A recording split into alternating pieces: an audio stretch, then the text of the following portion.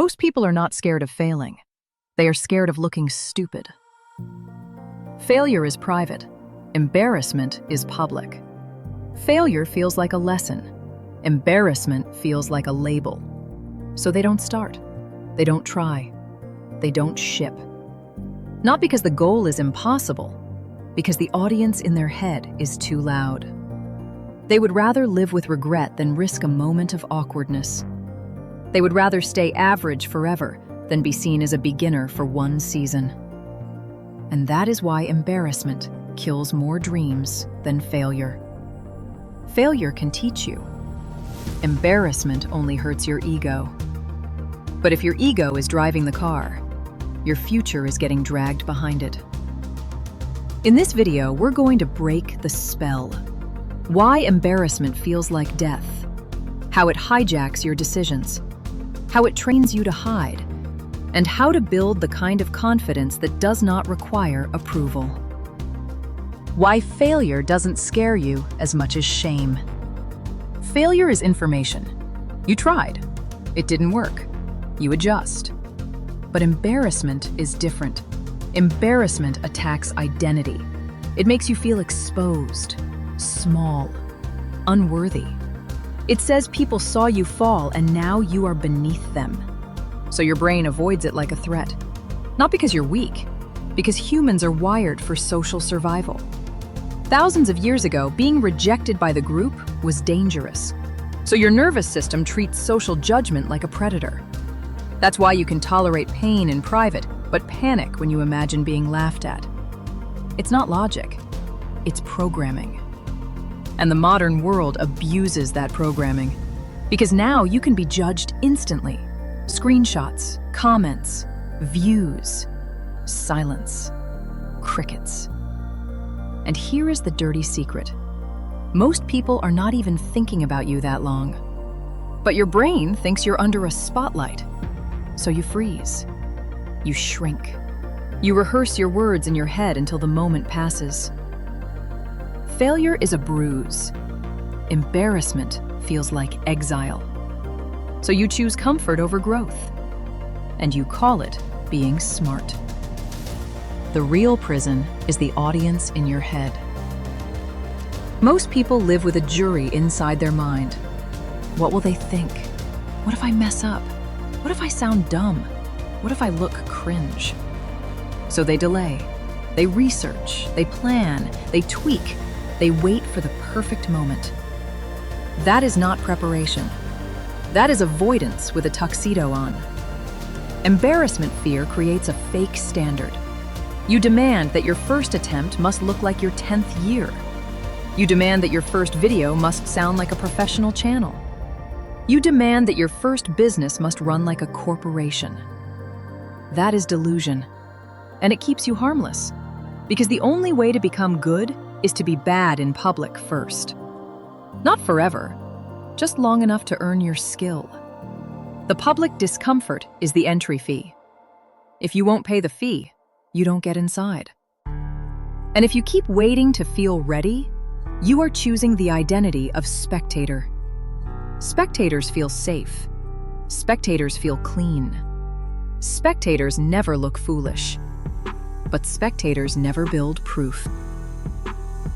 Why embarrassment is more addictive than comfort. Comfort is obvious. Embarrassment is sneaky. Embarrassment makes you protect your image, and image protection becomes a lifestyle. You start curating everything. You only speak when you're certain. You only move when you can look confident. You only try things that you already know you can win. So your world shrinks. Your output shrinks. Your opportunities shrink. Your courage shrinks. And you call it being careful. No. It's fear dressed up as, I'm just waiting. Embarrassment fear doesn't just stop action. It trains you to hide effort. Because effort looks vulnerable. Trying looks vulnerable. Practicing looks vulnerable. Asking questions looks vulnerable. So people choose the safest identity. Spectator, commentator, consumer, critic. Because judging from the sidelines never risks embarrassment. But it also never builds anything. And the longer you hide, the harder it gets to come back. Because then you're not just afraid of looking stupid. You're afraid people will notice you wasted years not moving. So you keep hiding. That is the addiction. The two types of people. There are two types of people. People who use embarrassment as a signal to stop, and people who use embarrassment as a signal they are growing. One group treats discomfort like danger. The other treats it like proof. Embarrassment is not proof you're bad. It's proof you're exposed, and exposure is required for growth. Here's the truth. If you avoid embarrassment, you avoid skill. If you avoid skill, you avoid leverage. If you avoid leverage, your life becomes a loop. Same money, same habits, same excuses, same year, because you never allowed yourself to be a beginner long enough to become dangerous. The people you admire did not avoid embarrassment. They just decided it was a tax worth paying. And once you pay it enough times, it stops feeling like death. It starts feeling like training. The embarrassment traps that keep you stuck. Embarrassment fear has patterns. You overthink your words, so you speak less. You overthink your work, so you ship less. You overthink your image, so you try less. You overthink rejection, so you never ask. And the most common trap is this. You confuse being seen struggling with being seen as weak. But strength is not looking polished. Strength is being willing to look unpolished while you build the real thing underneath. Polish is a later reward. Most people chase polish first, and that's why they stay fake. Because the only way to earn polish is to accept rough drafts. Another trap. You start pre-apologizing. You soften your voice. You add nervous jokes. You downplay your goal. You do that so nobody can hurt you. But you are hurting yourself first. You are negotiating your future to protect your ego in the moment.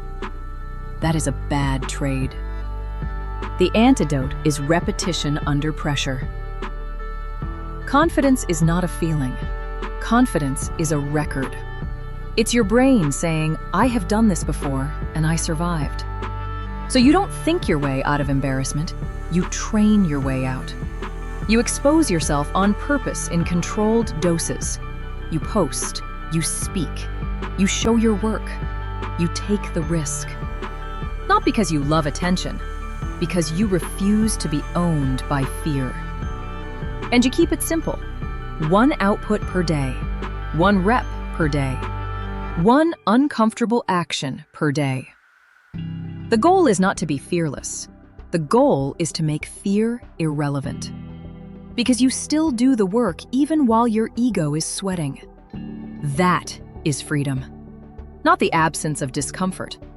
The ability to move while discomfort is present.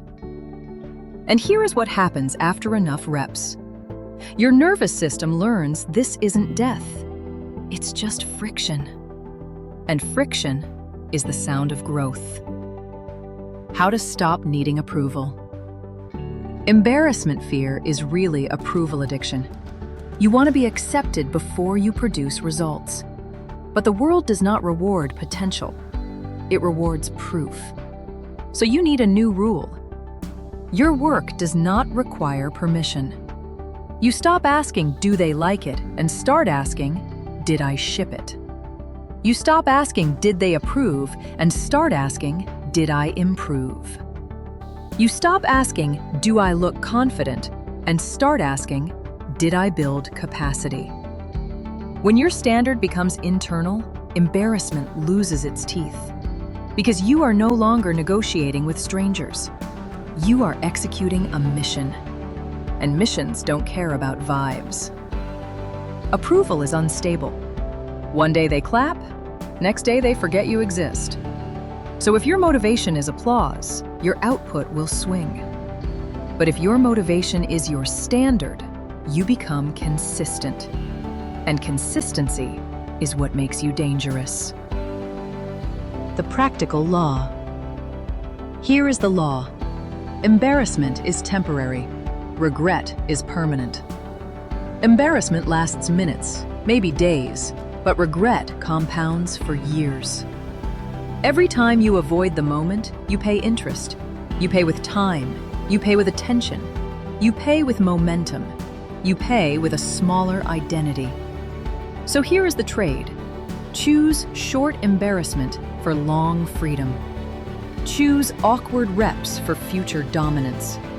Choose being a beginner now so you don't stay a beginner forever.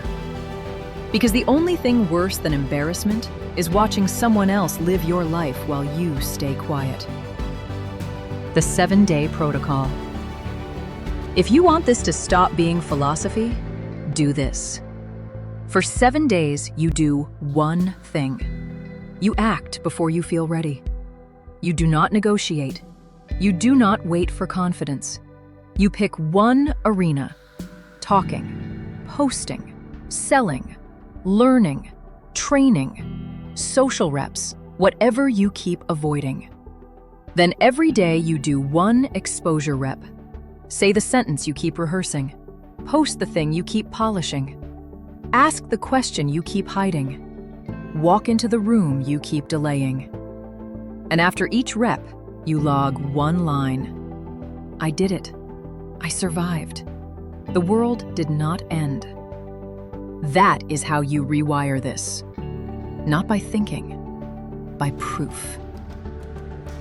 You don't need confidence first. You need movement first. Confidence is not the ignition, it's the exhaust.